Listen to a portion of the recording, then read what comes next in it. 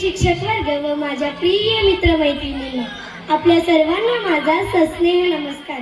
माझे नाव पूर्वा मनीषा राजाराम मसले, जिल्हा परिषद प्राथमिक शाळा पांगुळगव्हाण केंद्र नांदगाव सदो। मी आता 8वी शिकते। आज मी येथे उभी आहे त्या शक्ती बोलण्यासाठी, जी कधी देवदूताच्या पंखावर स्वप्ने उचलते तर कधी दानवाच्या सावलीसारखी मनावर अंधार टाकते। ती शक्ती म्हणजे आधुनिक तंत्रज्ञान। तंत्रज्ञान म्हणजे मानवी बुद्धीची उधळलेली ज्योत। हा असा सूर्य आहे जो उगवला की संपूर्ण जग उजळतं, पण कधी कधी इतकं तेज देतो की त्या प्रकाशात सत्याचे रंग मागे पडतात। तंत्रज्ञान म्हणजे फक्त यंत्राचा आवाज नाही, तो मानस शक्तीचा महापर्वत आहे। पूर्वी माणूस पावलांनी चालायचा, आज विचाराने धावतोय। मोबाईल हा फक्त फोन नाही, तर तो हाताच्या तळव्यात धडधडणारा जगाचा नकाशा आहे। इंटरनेट म्हणजे अदृश्य धाग्याने विणलेलं विश्वाचं जाळं, ज्यातून आपण क्षणात कुणाशीही जोडतो। व्हिडिओ कॉलमुळे अंतराची भिंत कोसळली। आज समुद्र पलीकडचा मित्र स्क्रीन मध्ये डोळ्यांच्या पारदर्शक दारातून समोर उभा राहतो। शिक्षण डिजिटल युगाने शिक्षणाला आकाशाचे पंख दिले। ऑनलाईन क्लासेस म्हणजे गुरुजींचं घराघरात पोहोचलेलं ज्ञान पाखरू। ई लायब्ररी म्हणजे कागदाशिवाय उभं राहिलेलं ज्ञानाचं बंदी। युट्यूबवरील व्याख्याने म्हणजे शब्दांच्या लाटांवरून वाहत येणारे विचारांची मोती। आज शिक्षणाची दारे उघडी आहेत। वेळ, अंतर, पैसा यांची बंधनं जवळपास नाहीशी झाली। आरोग्य क्षेत्रात तंत्रज्ञान म्हणजे हृदयावर ठेवलेला आशेचा हात। MRI, CT scan, robotic surgery ही सगळी यंत्रे म्हणजे लोखंडी देवडी, जे माणसाला जीवन आणि मृत्यूच्या सीमारेषेवर एक नवीन संधी देतात। टेलिमेडिसिनने डॉक्टरचा आवाज डोंगर दऱ्यात पोहोचवला। आज विज्ञानाची आजार ओळखण्याची गती वाऱ्याच्या वेगाची स्पर्धा करू लागली। उद्योगाच्या जगात तंत्रज्ञान म्हणजे लोखंडी मांसपेशींनी सजलेला राक्षस, जो उत्पादनाची पर्वत शिखरे सहज चालवतो। रोबोट्स म्हणजे कधीही थकवा न जाणणारी कामगार।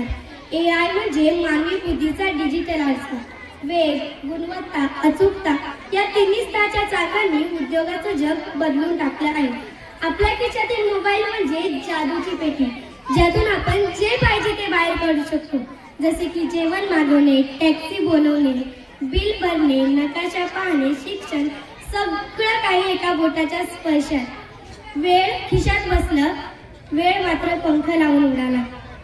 मित्रांनो, जेथे सावली असते जेथे प्रकाश असतो तेथे सावलीही असते।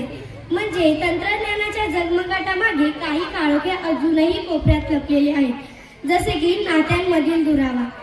आज माणूस माणसापेक्षा स्क्रीनशी जास्त बोलतो। घरात 4 माणसे बसलेली असतात, पण चारही चार वेगवेगळ्या दुनियेत हरवलेली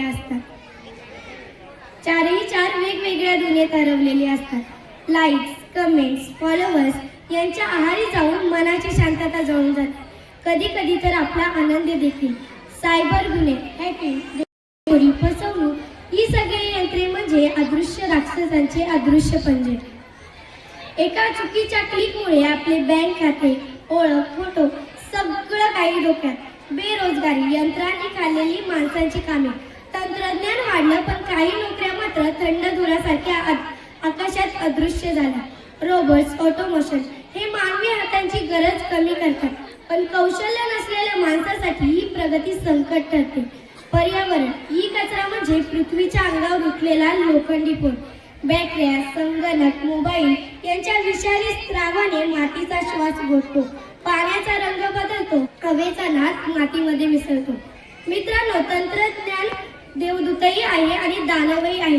ते आपल्या हातातील दुधारी तलवार आहे। एक दार प्रकाशाची जी प्रगती देते आणि दुसरी दार अंधाराची जी धोका निर्माण करते।